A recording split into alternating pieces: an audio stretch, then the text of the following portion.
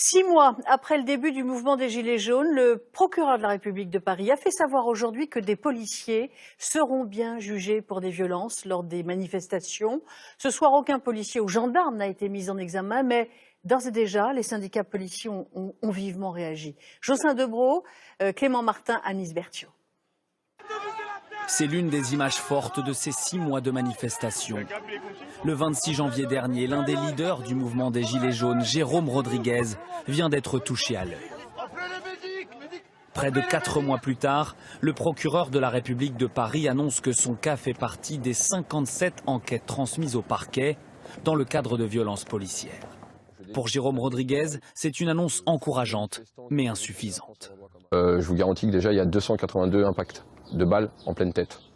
Donc je pense qu'on est loin du compte, très loin du compte, parce qu'il y a énormément de blessés. Il faut rester confiant, malgré tout. On a des institutions, on a une justice en France.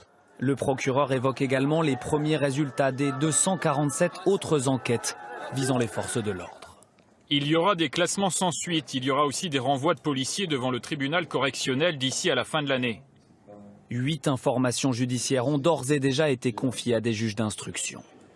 Parmi ces 8 dossiers, autre affaire emblématique, les violences à l'intérieur de ce Burger King en décembre 2018.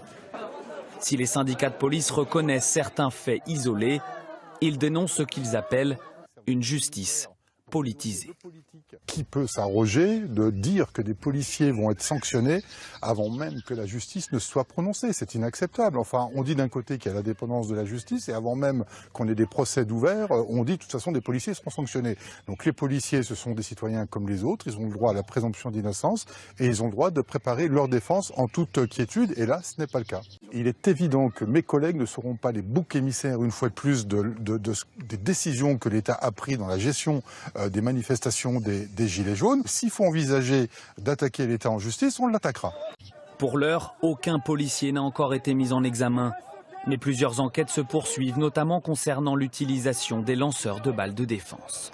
Il est évident que mes collègues ne seront pas les boucs émissaires, une fois de plus, des décisions que l'État a prises dans la gestion des manifestations des Gilets jaunes. S'il faut envisager d'attaquer l'État en justice, on l'attaquera.